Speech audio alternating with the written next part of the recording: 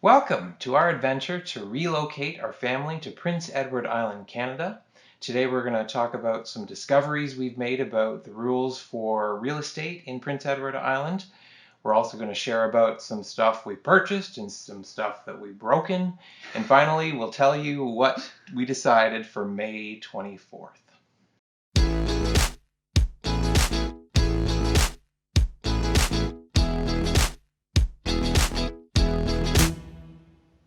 Hello, we are Matt and Betsy, and we are on the move from Ontario to Prince Edward Island, Canada, taking our whole family from one place to another and sharing the adventure with you. And I want to add a new piece. I think we're at episode 4, so we're going to add a new section to our little video log that we're doing here, and we're calling it Discovery, because we've discovered some things about Prince Edward Island real estate over the last couple of weeks, haven't we? The one thing that was most interesting, and this is thanks to our real estate agent, is that we, as people who haven't lived on the island yet, we cannot purchase over 5 acres of property. And that it makes sense, doesn't it?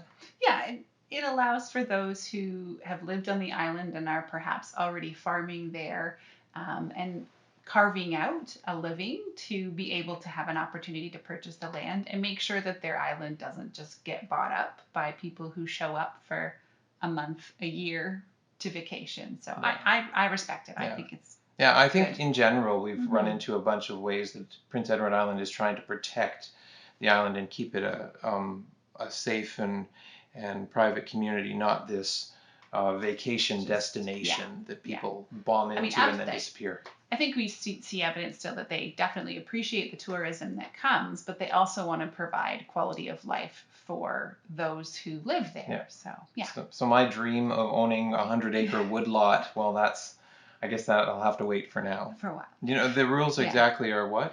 So I believe we were told that a property has to sit for 90 days plus before an off-islander can put an offer on it to give those who are already there the first 90 days to purchase it if they'd like to. If we've lived there for 365 days over an 24-month period, I believe. So if you spread that over 2 years, so basically proving that you're living the majority of your time on the island.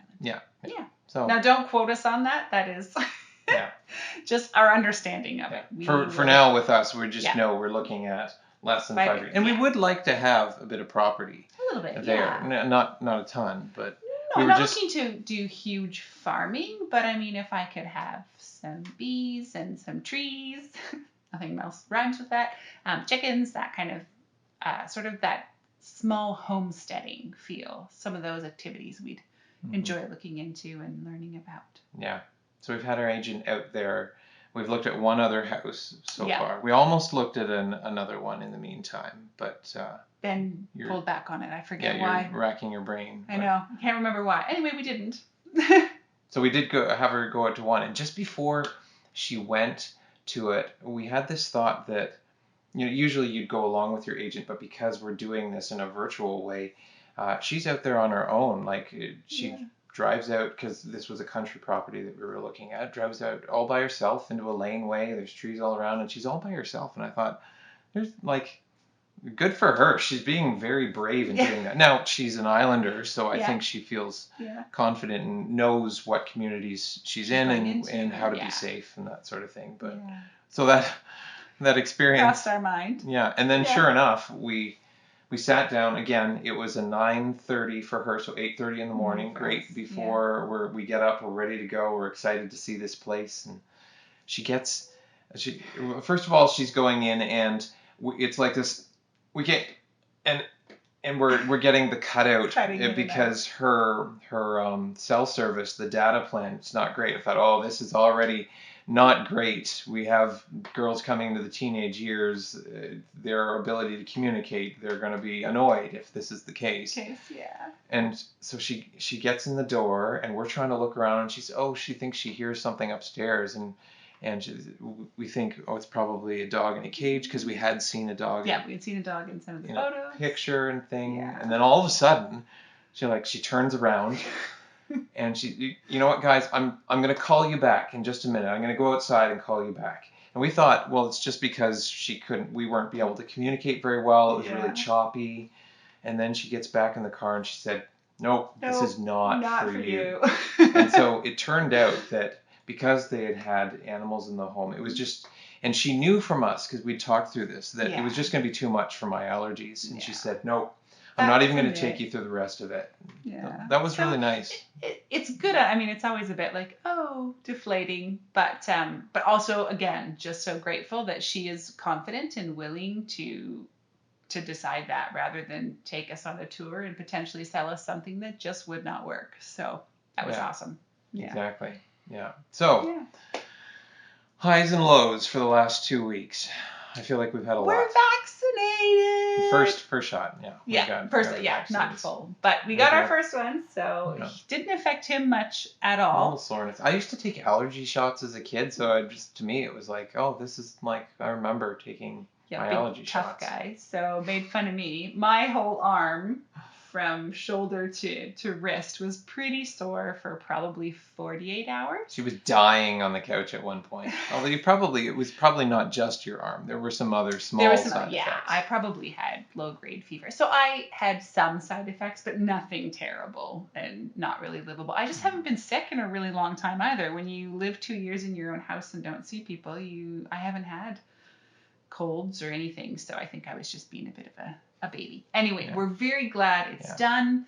We're hoping Prince Edward Island will like us a little bit better. Maybe if we have our vaccines. We have our oldest daughter booked to go for hers in a couple of weeks. So in terms of that, we just feel like we're getting small momentum to move forward. So that was a good high. Yeah.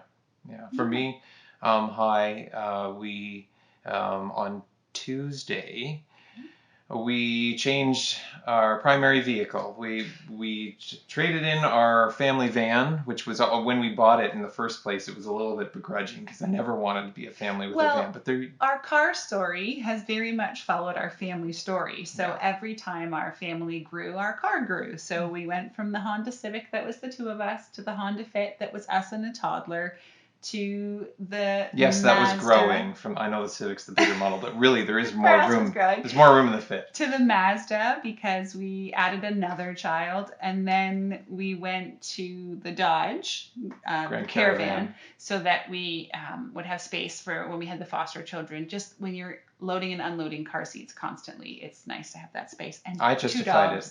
Well, 2 dogs. Yeah. But I could get a sheet of full drywall, 8x4 drywall in there. Actually, we built this wall because I could bring stuff home in the van. But now we can bring stuff home and we don't have to haul all the kids. And I'll get into that in a minute. Yeah. So we've traded in the van and we have bought ourselves a truck. A few reasons for that. I mean, if you are Canadian and live and anywhere really in Canada, pretty much. The winters can be unpredictable. Yeah. And if we are to live, rather than being in the city where we have plows immediately all the time and they're salting and sanding all the time, we might be out in the country where that may not be the case. And so we wanted you to have something that could. Especially. I remember my uncles are farmers, and growing up, they would come to visit us. And sometimes over the holidays in terrible weather, and they would drive through roads that were like closed.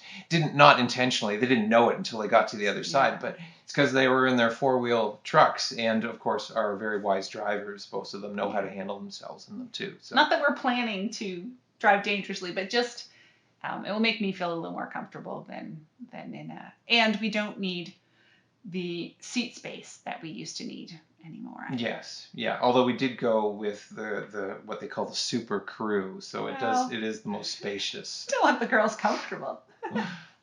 Yeah. Mm-hmm. Yeah. And we'll talk, and we have another purpose for that truck, but we'll actually save that for a little bit later. Yeah.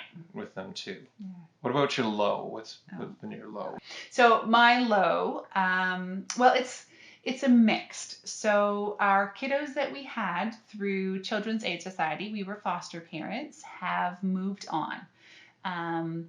So it's both, in some ways it's a high, but it's a bit of a deflated high because We didn't quite make it to the timeline that I thought I would, and circumstances changed, but that's always the case when you're working with foster children. You have to be willing to roll with it because things are changing all the time. So on Friday, they moved from our home to, I won't give a lot of details about where they've gone, that's just their private information, but they have moved out of our home. So we are down to our two girls.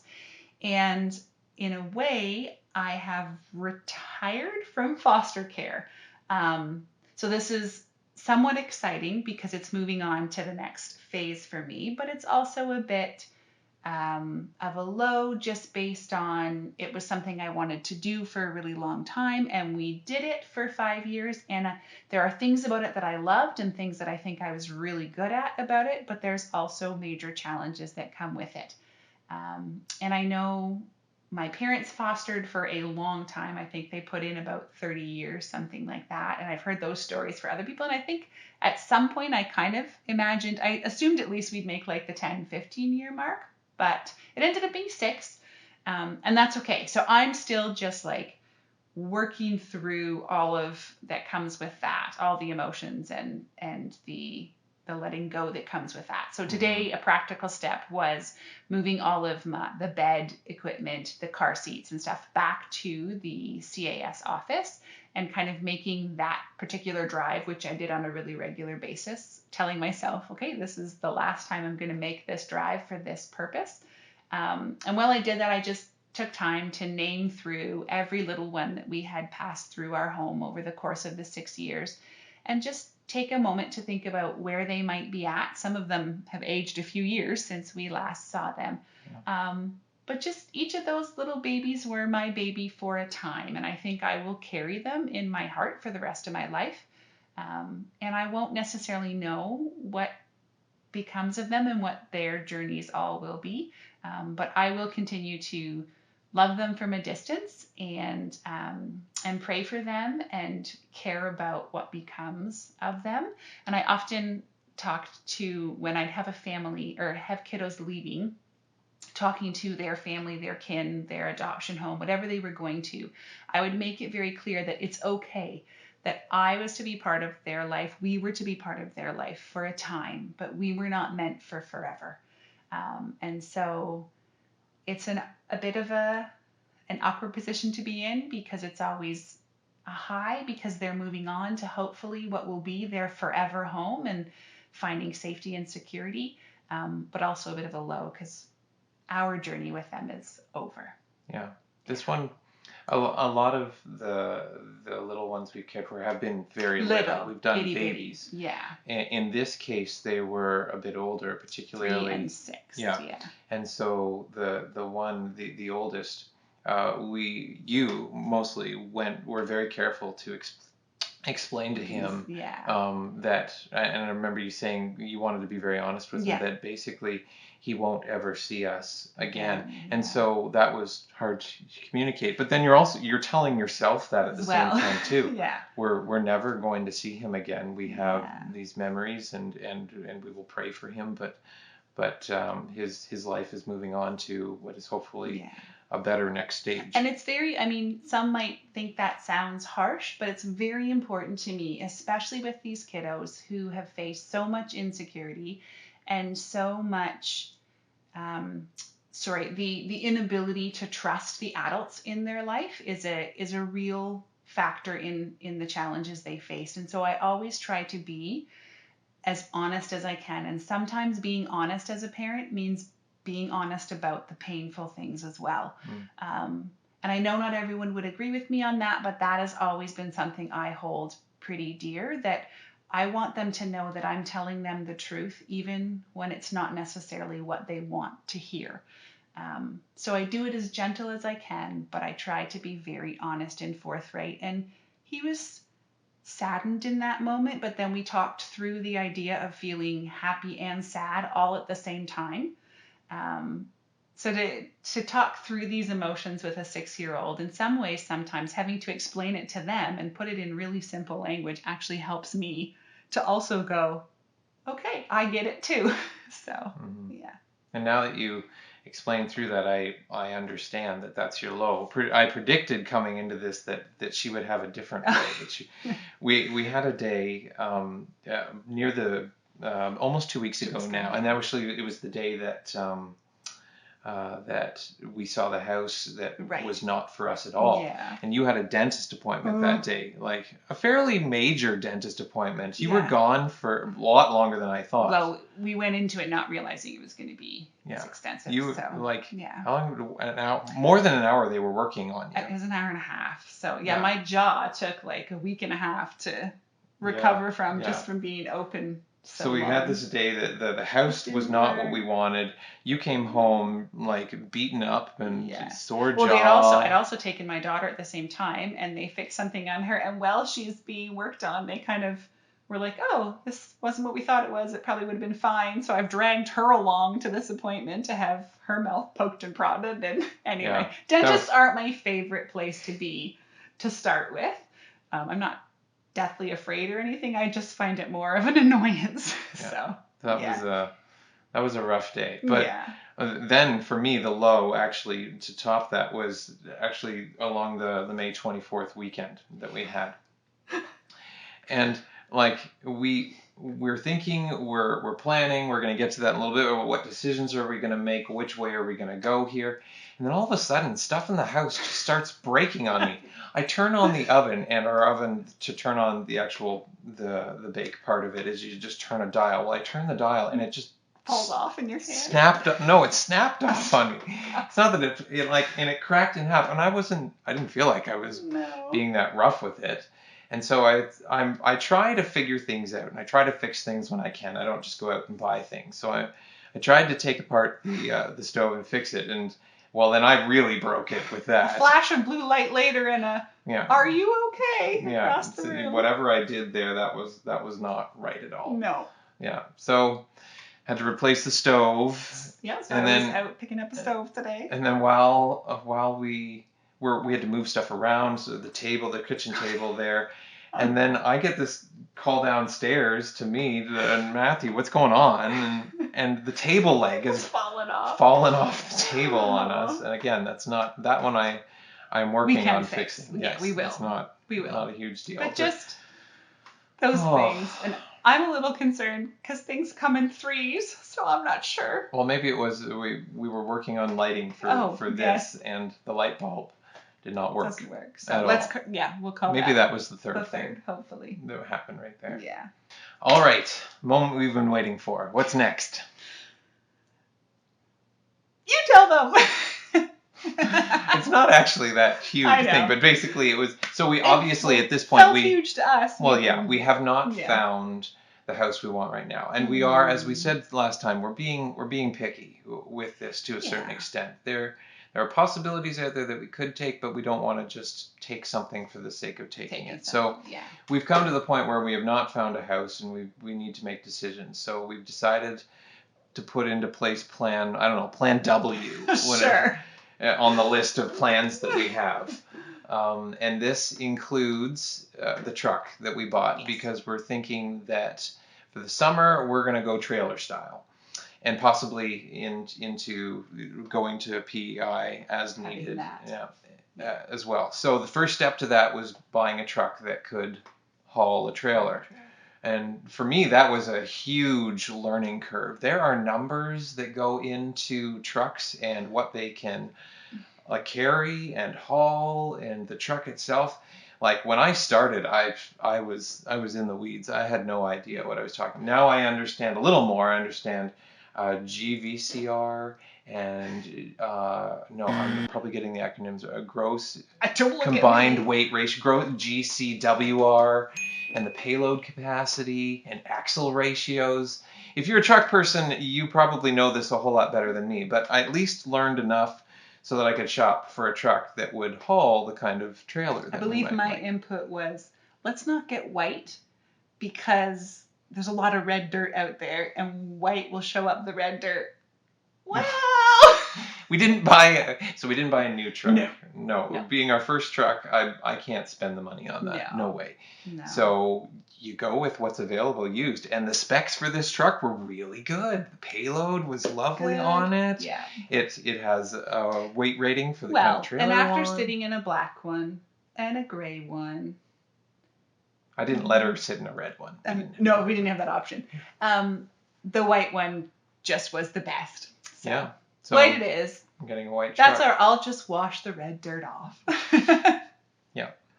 So then it was for me, well, we're in this time right now where I call it fear sales tactics, where everything that people want to sell to you, they sell it on fear. Well, everybody wants this right now. It's going really fast. If you don't buy it today, you won't get it. And that started way back in February, because we started thinking about the options, and trailer was an option for us. And back then, where people were like, oh, everyone's buying trailers. There'll be no trailers. There's no trucks. Everyone's buying trucks. Yeah. When with the trailer thing, it turned out to be wrong, because the world has not opened up the way people thought. Right. So people have not run out and now we don't have trailers. a trailer purchased yet, so we'll let you know if we run into it. But That's true. We decided very purposefully that we were not going to get pulled into that kind of panic purchasing and thinking, and just, I've said it before, but not push this process, allow it to unfold. And let me tell you, that is not easy, especially for someone with my tendencies. This journey has been as much about the actual practical things unfolding as it has been about my mental state and emotional state unfolding and growing with this whole process. So, yeah. There are a few days that I'm a little up and down, and my dear sweet steady here just stays nice and level for the both of us. So buying a truck, then they wanted to use the same fear tactics. Two different salesmen we talked to. And on the phone I talked to a guy, and the truck I wanted actually was no longer available. And I said, well, offhand, I got you. Do you have anything else in that range that I'm looking for? And he's like, oh no, you're not going to find anything. Those are really encouraging words to get. So the truck was the first step. The trailer, we're going to pursue that shortly now, and then we will plan to still look for a house in we'll continue. PEI. For sure. Yeah, and we will probably, if when the right thing comes along, we will act on that. Now, we haven't actually bought the trailer yet, so I might be being a bit preemptive, but we really want to have a place for you guys to stay if you should choose to come and visit us on the island. So the other part for the trailer is, at this point, it will be our sort of bit of guest lodging that we will have. Sometimes there are properties that have that on it. Sometimes there are properties we've seen that have the potential to put a guest lodging on it. But for the time being, we won't make that as high an emphasis for us, because if we have the trailer, we know that will be an option for our guests to start. Yeah. Having a guest space for friends and family is definitely high priority for us. High on our list. Because we're hoping you'll come.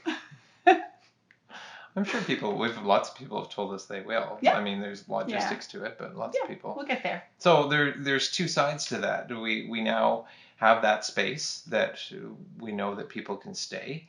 But at the same time, keeping the trailer will mean that overall budget that we have, our top ceiling for buying a house, is a little bit lower now than what we'd planned. But I think we believe we can still be within our budget. And again, it comes back to that whole trust factor. It was time we had to take some steps. We had to be willing to close some doors. You can't live life with all doors open. No. It just doesn't work. Eventually, you have to choose a path and start going along it. And so we've taken the first step down this route, and we'll take it slow, and we'll take it optimistically, and assume it will make itself clear as we go. And we know your parents like to trailer, so we may see them at some point in this process. And my parents are living out on a farm, and so they have space where we could park it there. So we already have some places that we can go once we're homeless. Sure. And we do enjoy camping, and our girls love the trailering lifestyle and idea. Growing up, I never thought I would be someone with a trailer. Like my heart and love as a teenager was, you put on a backpack, you throw it in a canoe, go out in your tent, and you're in the middle of nowhere. The trailers all came from your Nana and side. Pops, look what you've done to him.